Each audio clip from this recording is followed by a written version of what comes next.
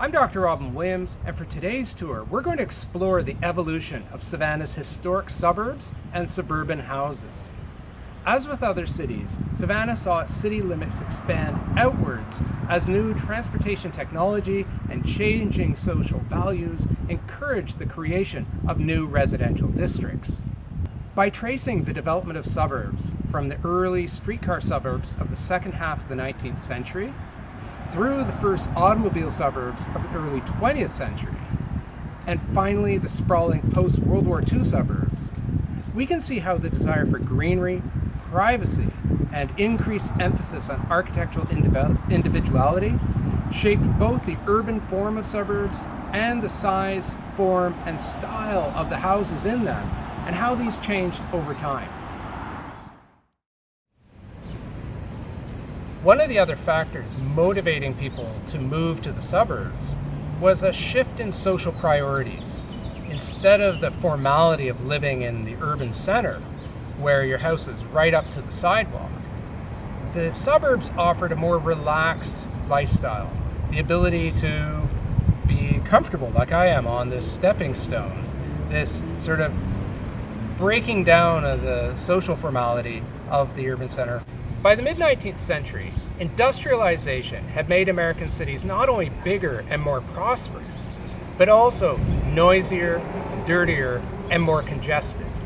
And for those who could afford it, living outside the city center was a highly desirable proposition.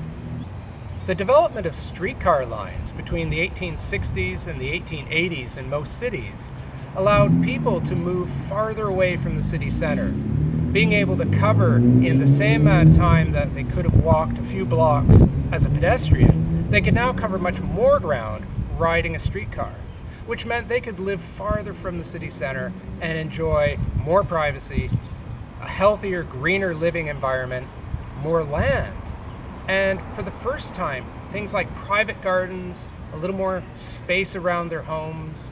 And so let's explore how the suburbs evolved starting in the mid-19th century with the streetcar suburb.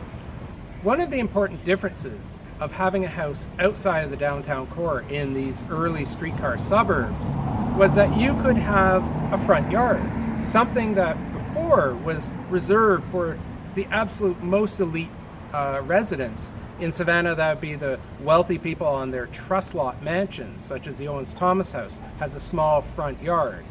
But otherwise, even middle-class people couldn't afford that kind of luxury. But in the suburbs, this becomes available for an increasing range of society, such as here at Smithfield Cottage, a middle-class and a businessman's house on West Hall Street, just west of Forsyth Park. We can see that the house is set back. It has a lovely little fence. A fence is a very typical characteristic of a Victorian suburb. Fencing in a small, really a postage stamp size front yard. And then the house has a generous porch on it that we'll explore in a minute. But from the yard, if we pan to the right, we can see how the landscape is generous. Wide sidewalk, big tree lawn, very wide street. So there's a great emphasis on the green space of the suburb. A common characteristic of suburban houses in the late 19th century would be generous front porches. And as you can see by the rocking chairs over there to the right, the idea was to relax on your porch and enjoy the birds chirping, the breeze blowing around. It's distinctly quieter out here in the suburbs, and we're close to Forsyth Park, so you could just wander a block or two over and enjoy the beautiful bucolic green space that was so abundant out here. And so the idea of living on your porch, it's sort of an outdoor room, becomes an important aspect of later 19th century and characteristic of these early suburbs. One of the advantages of having a house detached from its neighbors, in other words, being a freestanding house, was that it allowed the builders or architects designing these houses to take advantage of their three-dimensional form with styles that emphasize a much more sculptural effect.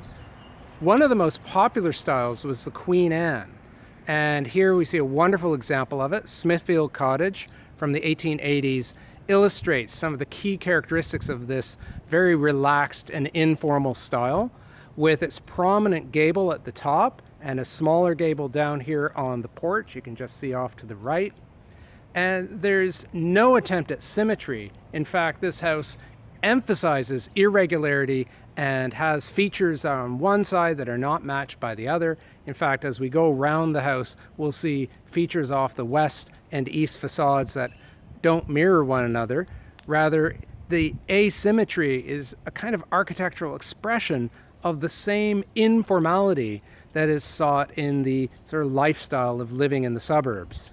The prominent front gable surmounting the second floor also illustrates that English quality of sort of late medieval half timbering, a kind of carryover from English vernacular architecture that was so popular within the Queen Anne and other vernacular based styles of the residential styles of the 19th century.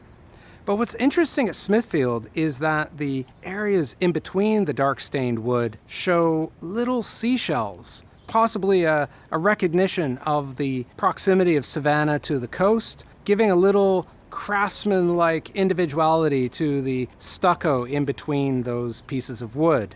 Craftsmanship was an important part of the Queen Anne style, and we can see the stained glass windows here with the kind of milky late 19th century stained glass. It's not representational art, it's just decorative. Stained glass was an important aspect of the residential experience by the time we get to the late 19th century. And in fact, we can see some stained glass through the front window on the porch. We can see one of the east windows illuminated back there in the background. One of the characteristics of the Queen Anne style house was that as you pass through those front doors, you enter into an entrance hall that is more than just the narrow passage of the old center hall houses like we've seen in the past with the Owens Thomas house and Davenport house. Rather, it was a house with furniture, a fireplace, and the staircase leading upstairs, rather than being at the back of the house, is moved right to the front. In fact, you can see the landing of the staircase projecting out through the facade, giving this building a really distinct individual character. In fact, individualism or individuality becomes a hallmark of the suburbs to give the opportunity for homeowners to really carve out their own identity. The entrance hall, being a kind of living space, eventually becomes known as the living hall. And it's from the entrance hall in houses like this that the living room of the 20th century would be born, as parlors and drawing rooms are replaced by living rooms and dens, these rooms that are better suited to the lifestyle of the 20th century. So having lots of gables sticking out on different sides, as well as bay windows, the polygonal bay that you can see down here at the bottom of the frame, are characteristics of the Queen Anne and allowed it to have a much more sculptural effect. Of course, the gables evoked the idea of a house. The gable is a classic symbol of a residential form, going back to how we even think about houses as children, as a triangle on top of a square or a box. Another feature that children almost always draw when they're drawing a house is a chimney. And prominent chimneys are characteristic of Queen Anne style houses, as you can see in this view of the east side of Smithfield Cottage. A view of the west side of the house shows us more chimneys, another gable with a little porch and immense brackets holding up the porch, and a little view of the unique dormer with its polygonal pyramidal roof on the front facade. So again, each facade is treated differently, giving it an individuality, taking advantage of that sculptural freedom that a freestanding house provides a designer. Another popular style in the Victorian suburbs, these early streetcar suburbs, is the Italianate. As you can see, it likewise has kind of irregular massing, meaning it's got pieces sticking out on all three sides, or four sides really, to take advantage of its freestanding or detached character. But the Italianate did it with polygonal bays, these sort of bay window-like forms that extend, as you can see, on the east facade to the right, facing Barnard, and on the front, facing Hall Street, rising the full height of the building, and meeting the other distinguishing characteristic of the Italianate, which is that prominent cornice held up by paired brackets. And that is true across the style whether simple or elaborate like this, these kind of features will show up again and again in the suburbs. We can also see on this house how it has a fence, although it's a really kind of token little fence, but it defines that private realm, the street line, where houses used to come out to that line. Now the house sits back and has this tiny little green space in front, but it's once again that idea of the front yard, and holding the old street line is now a fence, even when it's really small. A third style popular in the later 19th century suburbs was the colonial revival, characterized by its center hall, symmetrical organization, and evoking the kind of architectural patterns of the colonial era of America. This became very popular, especially after 1876, with the celebration of the centennial in the World's Fair in Philadelphia, where buildings like this were erected as pavilions and really helped popularize this style for a broader public. The house appears to borrow its overall composition from one of the most famous colonial revival houses of the late 19th century, the H.A.C. Taylor House in Newport, Rhode Island, designed by the prominent New York architecture firm of McKim, Mead & White, particularly in terms of its central arched window, triple dormers, and porch with clustered Ionic columns.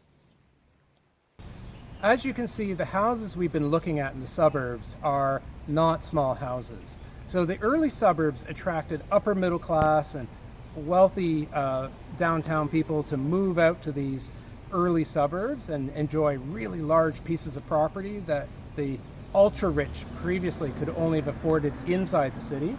But nonetheless, you can see that there's a attention to detail here on this house that's really quite fine and remarkable.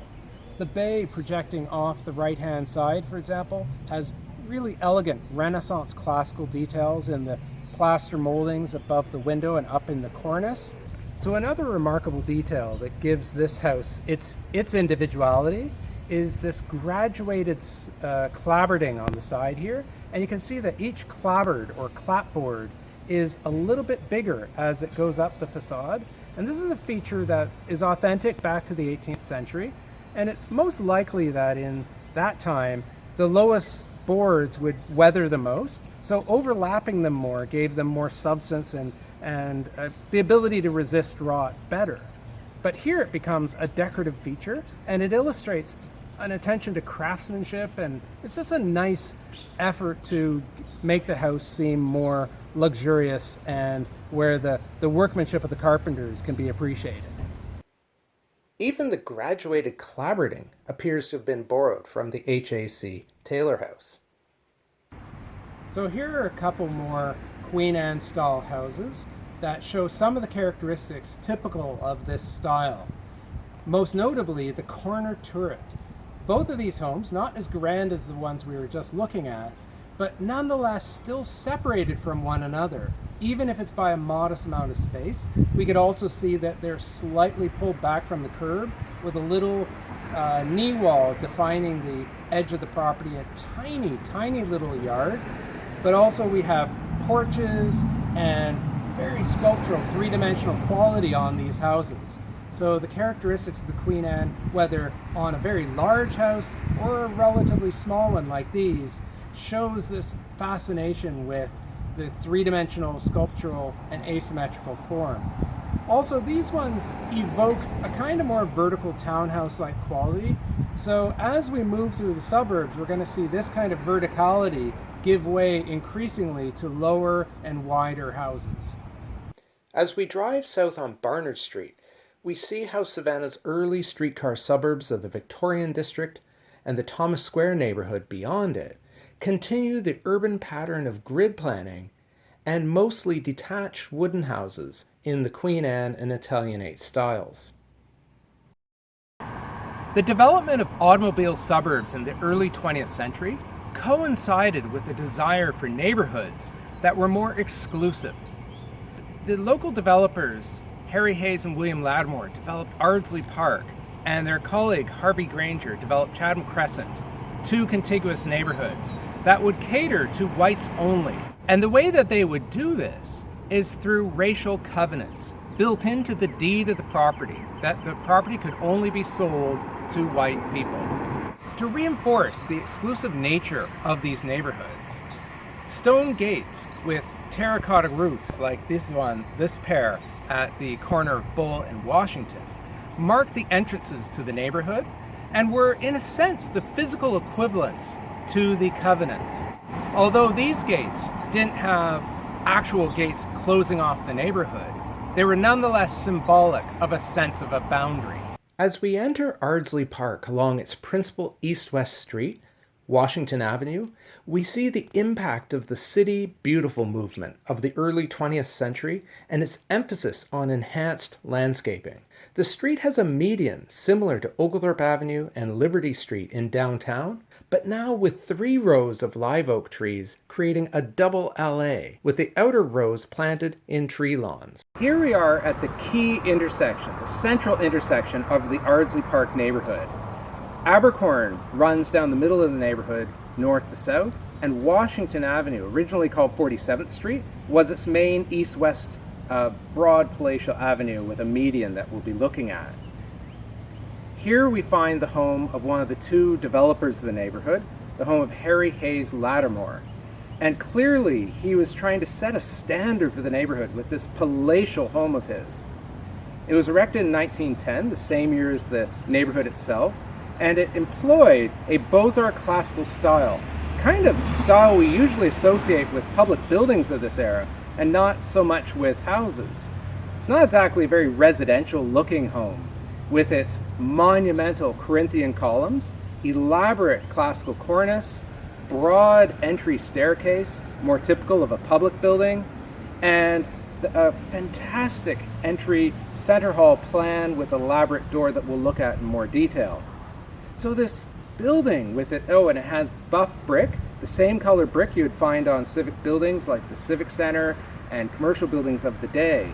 So not typical of residential architecture, but clearly setting a standard for the kind of wealth and affluence that he wanted to have attracted to this neighborhood.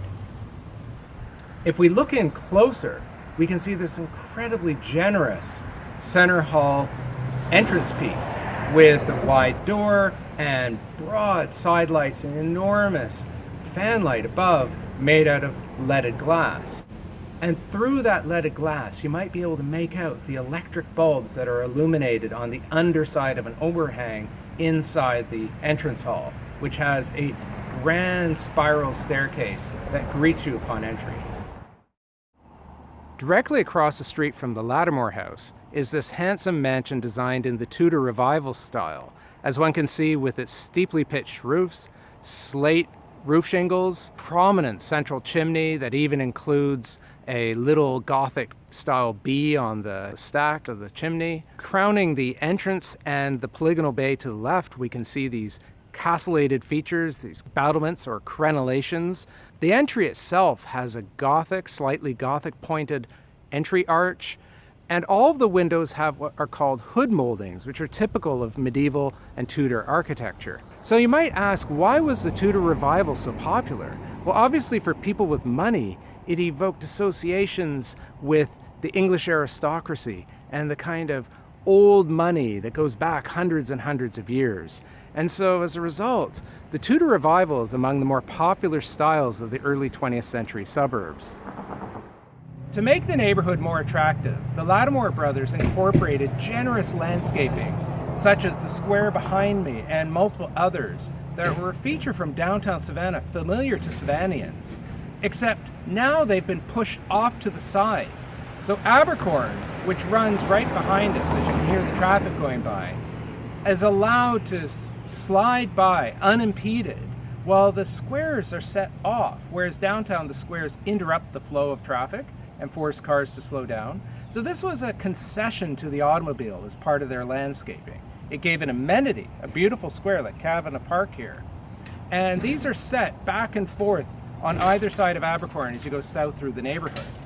Another feature that we'll see are the medians that divide both Abercorn and Washington Avenues, and are a classic example of the impact of the City Beautiful movement on the Ardsley Park neighborhood.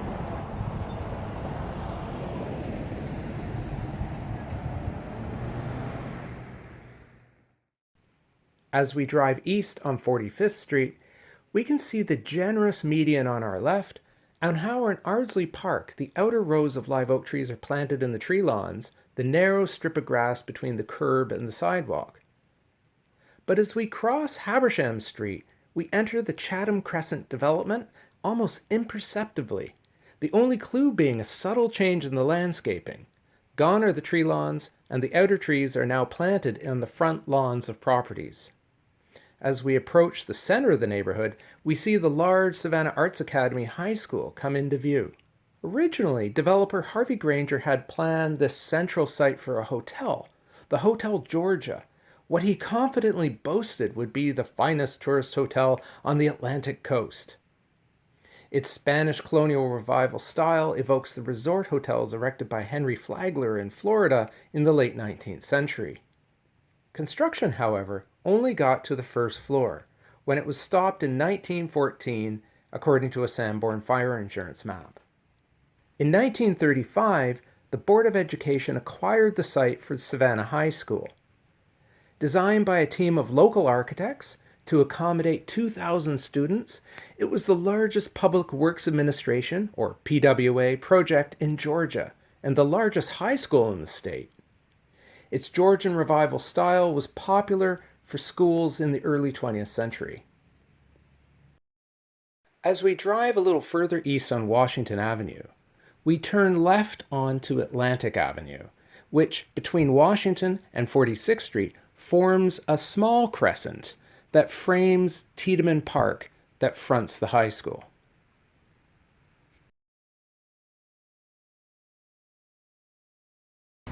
So here we are on the Atlantic Mall, the heart of the Chatham Crescent neighborhood, laid out by Harvey Granger in 1910. So this neighborhood reflects the principles of the City Beautiful movement, with this strong axis running down the center of the neighborhood, aligning with a major site in the distance there, now occupied by the Savannah Arts Academy. What Granger had in mind for that site was the Georgia Hotel, which we'll discuss in view of the high school in just a moment. But let's think about this landscape.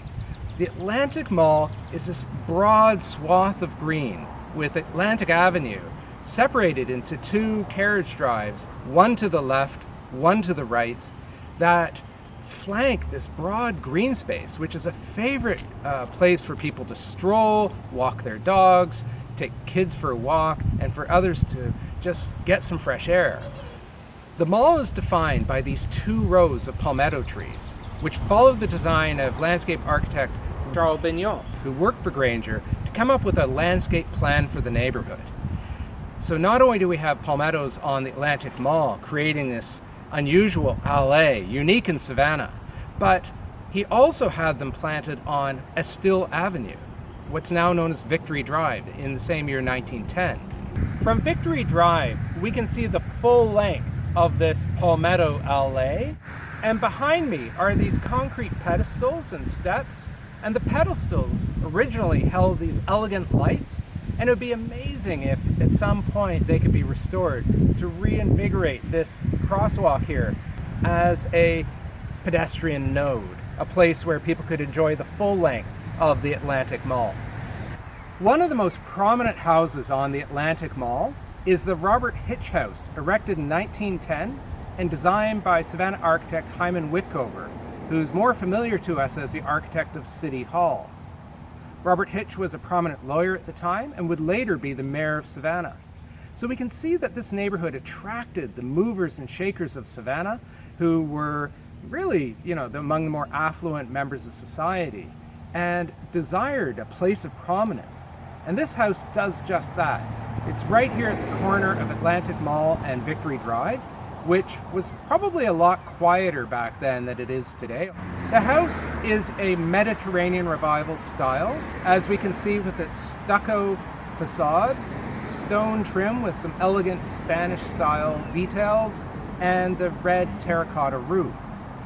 One of the more interesting aspects of this, it reminds us that this is an automobile suburb, is the porte cochere that's off to the right, built in as part of the design. In fact, many of the homes, the larger homes in this area, had built-in carports, or the formal French term porte cochere.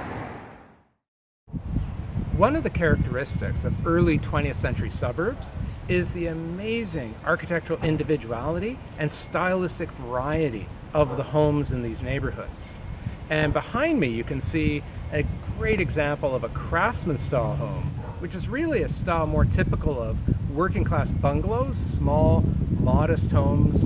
But this one is really an architectural tour de force of the Craftsman style. We can see it has the irregular massing with pieces sticking out on all sides, which is typical of the style, showing gable fronted and gables on the sides. But probably the key characteristic of the Craftsman is how the different building components, from the rafter tails, the rafters of the roof stick out at the bottom along the edge of each roof, and the beam and brackets painted a reddish color here. It's almost as if the owners have painted it to make it diagrammatic, so we could say, okay, look at all the red parts. Those are brackets extruded out from the house to help hold up the roof or in the porch area. The porch itself has the typical battered piers, very characteristic. And really my favorite feature is the variety of windows.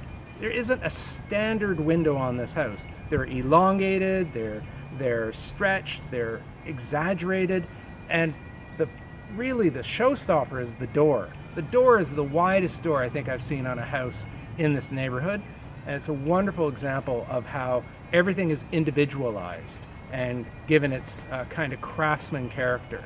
Much more typical of early 20th century suburbs are colonial revival homes with their standard center hall plan. In this case, a kind of colonial revival evoking the mid-Atlantic, Virginia colonialism, and the red brick and that distinctive white trim, especially around the door with that curling 18th century style Chippendale or split pediment.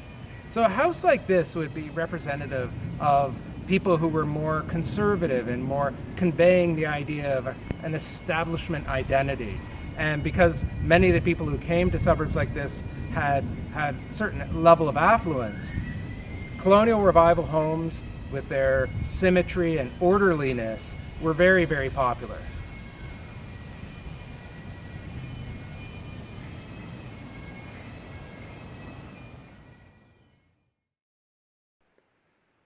As we drive down East 45th Street, we can see the emphasis on individuality through the notable stylistic variety of the houses.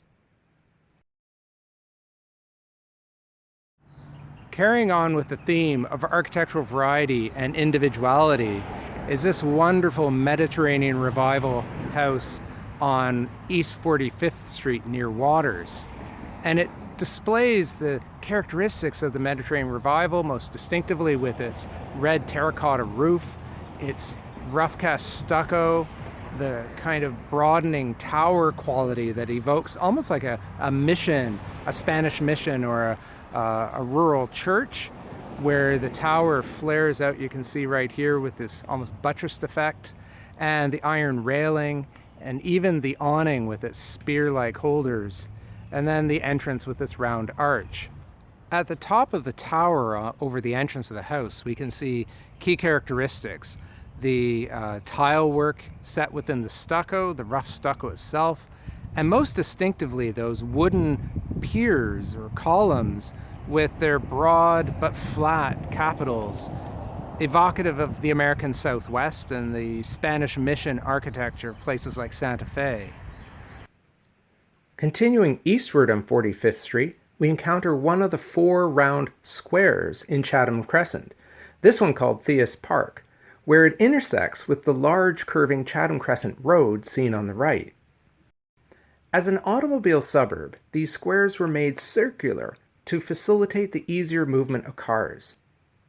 Having traveled halfway around the circle, we can return to 45th Street and approach the eastern boundary of the Chatham Crescent neighborhood, where it meets Waters Avenue and Daffin Park. At this intersection, something surprising can be found.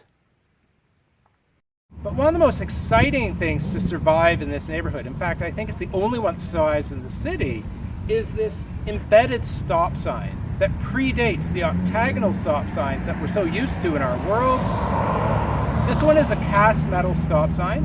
You can make out the word stop. And just above the word, there are these little round reflectors. So come on in close and take a look at this. As I say, it's unique in the city, and it has the reflectors here and the stop, and it reminds us of how slow the traffic must have been going back in the day, that they could even see this and respond to it, and that it would actually be functional. After crossing Waters Avenue, we entered Daffin Park, which was created by the City of Savannah in 1907 to provide citizens with much-needed green space and athletic facilities. Originally called Daffin Athletic Park, it was named after P.D. Daffin, the founding director of the city's Park and Tree Department, who was largely responsible for the establishment of the city's current tree canopy in the 1890s, and who advocated for the creation of this large 80-acre park. The landscape architect here, John Nolan, who was trained at Harvard and was the first, one of the early landscape architects in America. So he was hired. His first job out of Harvard was being hired by the city of Savannah to design Daffin Park. And he brought a kind of Beaux-Arts classical urban planning ideal with this central axis running down the park and very open fields on the north and south that were flexible for different athletic uses. Running down the center of the park is this grand 4 rows of live oak trees that were laid out in this really impressive allée, not unlike the medians in downtown Savannah, like Oglethorpe Avenue and Liberty Street, but on a much greater scale. What's interesting about the trees here is that the majority of them were brought in from Ossabaw Island. So P.D. Daffin was the park and tree director at the time, and to help accelerate the greening up of the park, they brought in relatively mature live oaks and transplanted them, a really heroic feat that made the park what it is today, and the live oaks are its defining characteristic. Along the southern part of the park is this vast open field that has served many different kinds of athletic functions over the years, from football and rugby and soccer and baseball. Different fields have been set up over the years. And among the kind of activities of the early 20th century that took advantage of this was actually that this field served as an aerodrome, as a place for airplanes to land, not long after the park was set up, a use that, however, was not continued. Just beyond, you can see on the far side of this field, you can see houses and trees, and that is the neighborhood of Parkside, and we'll be visiting that momentarily. That developed a few years after Ardsley Park and Chatham Crescent. A much skinnier Washington Avenue skirts the southern edge of Daffin Park and fronts the largest homes in the Parkside neighborhood. Turning on to Live Oak Street, we enter this early 20th century streetcar suburb. Within Parkside, the bigger homes are typically American Foursquare. And the American Foursquare is one of the most popular housing forms in the early 20th century, from roughly about 1910 to 1925. And this was a house that was basically very efficient. It was a box, often fronted by a porch like this one, and you have a door off to one side, so it's kind of a variation on the side hall plan, and the inside is really efficiently laid out with a front hall, front living room, dining room, and behind the hall, the kitchen, and then an array of bedrooms upstairs off a small hallway. So sometimes the porch is only on the front, and what's fun on this street here on 48th is that the neighboring house shows us a nice variation of a Foursquare. Right next door is another American Foursquare, equally boxy, but this time with a wraparound porch that extends across the full front of the house and about halfway down the side. And it reminds us just how important was the outdoor living space to these houses in the late 19-teens and around 1920.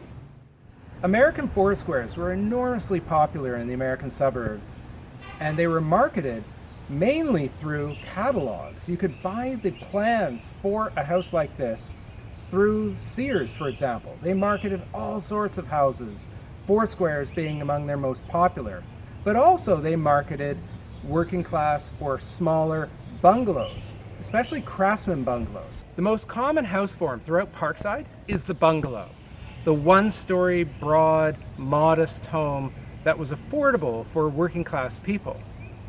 One of the favorite architectural styles of the time was the Craftsman, and so together they're known as the Craftsman bungalow. So what makes this a Craftsman style home? Well, it has the most predominant feature are the exaggerated brackets that you can see holding up the roof, which extends out in an exaggerated fashion. So taking features and making them more pronounced to emphasize the craftsmanship, be it the carpentry, the shingling on the side, or off to the left, we can see a chimney mast that's been brought outside and has a rough cast stucco to emphasize a different kind of craftsmanship. So these houses were affordable, they were modest, but they were very efficient on the inside, and they often, as I mentioned with the American Foursquare, they were often marketed through catalogs like Sears. And so this may well be a Sears catalog home. And these were very, very popular in the 19-teens and 1920s. As we turn right on 49th Street, we can see more of the Craftsman bungalows that predominate in this neighborhood.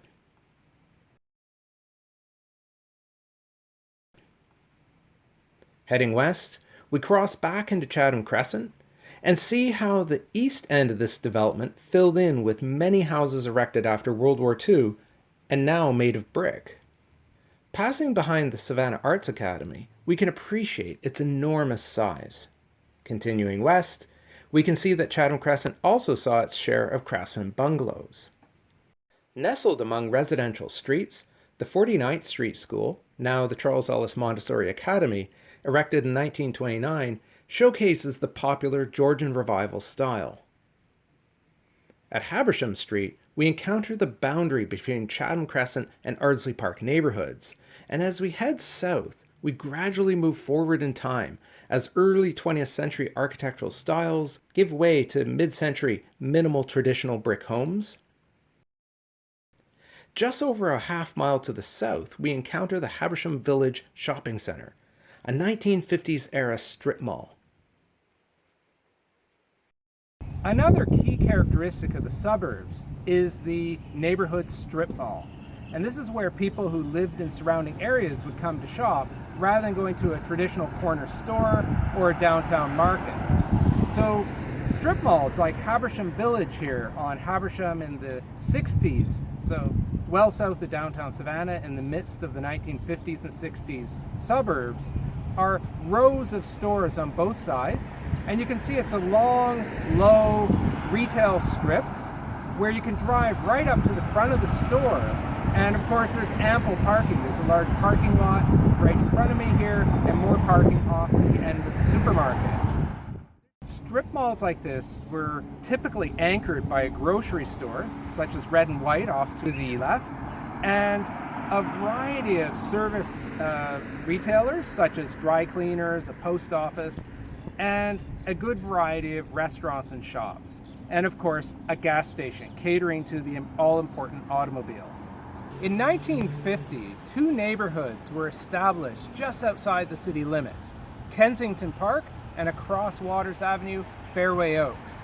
And these two neighborhoods would follow the pattern of post-war suburbs with their informal, windy street plans. Another interesting characteristic is both have these very traditional entrance gates that use Savannah gray bricks and these marble panels using a very traditional font. While Kensington Park is typical of post-war subdivisions in having an irregular curving road network, it is quite unusual in continuing the older tradition of formal street planting, with rows of live oaks creating the familiar LA effect, a defining characteristic of Savannah's urban landscaping identity. The development is also atypical in having sidewalks, which were mostly abandoned in car-oriented suburbs after the war. In Kensington Park, almost all the houses are ranches, meaning they are extended out, they're bungalows, but they're extended out even wider than the bungalows of the early 20th century.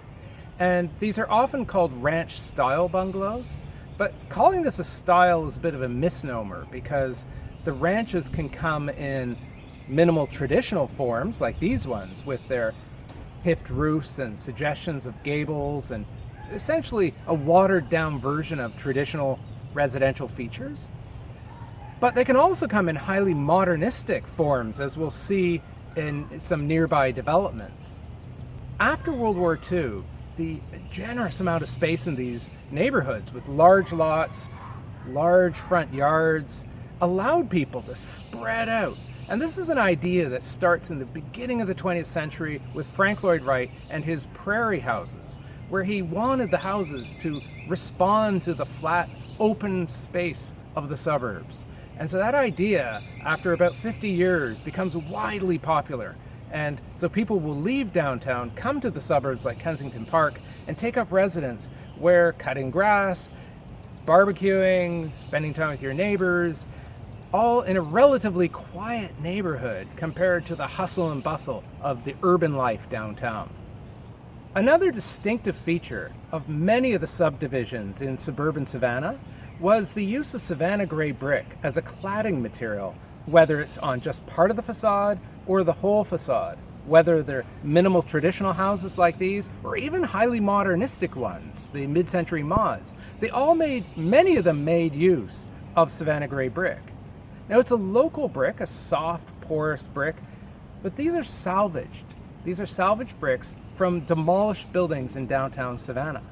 In fact, the harvesting of bricks from downtown in the 1950s and 60s was sometimes the reasons why a building would be torn down. And so downtown was essentially like a quarry, and Savannah Grays ended up on many houses and other buildings in the suburbs. And the use of the Savannah Gray bricks evidently was a kind of nostalgia for the Old South. Not far from the Kensington Park subdivision, here on the north side of Duren on a street called Brandywine, we can find two of the great mid-century modern houses of post-war Savannah. Behind me is 109 Brandywine, designed in 1950 by Helfrich, Grantham, and Ritzer, and it is probably the most horizontally exaggerated house of the mid-century modern houses in Savannah. It's a wonderful essay in the kind of post-war ranch form, exaggerating horizontality with its flat roof and extended profile, although it counteracts that with some pointed verticals, the board and batten siding that you can see, as well as that chimney stack of Tennessee quartzite, a popular material in the 1950s. The entrance off to the left is actually pretty shallow before you hit a series of glass walls that open up and allow you to see the wooded lot beyond. So this is a house that really turns its back on the street, typical of the 1950s, and is really opened more into the yard beyond. And it's emphasizing privacy, as you can see with the clear story ribbon windows, these skinny little sets of windows that are above eye level and would admit light, but no sense of prying eyes coming in. And if you follow me, we'll look at the house next door.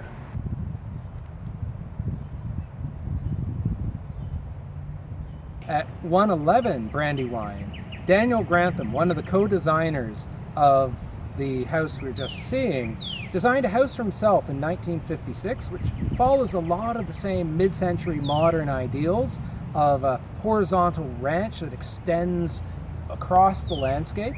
And here we see a different palette of materials, the exposed red brick, which extends beyond the facade of the house off to the right to form a garden wall. We see a patch of board and batten in the middle, same material we saw on 109. And then off to the north end of the house, off to the left here, is a built-in carport where the roof extends beyond the house. It's probably a bit dark back there right now, but there's a carport built in, space for the car with the driveway, very typical of mid-century 1950s architecture where accommodating the automobile is built into the design.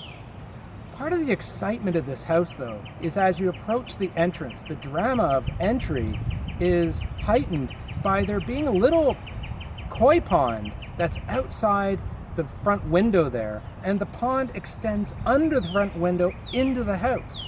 And the kitchen, which would historically have been at the back of the house, has now been brought forward, and those windows on the facade off to the right there are the kitchen overlooking Brandywine, allowing the living room to face backwards, like its neighbor, towards the large yard in behind. All of these design strategies to emphasize privacy. Also very typical of the post-war suburbs was the informality of the planting. We still have that idea of green space, except now people's houses are pushed way back to create this big open lawn in front, enhancing the privacy by increasing the distance from the curb to the house. But also the front yards of people's houses are no longer defined by a regular march of street trees. Even Kensington Park had that as an unusual characteristic for a post-war suburb. But here on Brandywine, this is very typical. Open front lawns with individual planting. And going back to that theme of individuality, not only was it in terms of the houses, but how people landscape their yards was also up to them, although the lawn was the classic feature of the front of a house.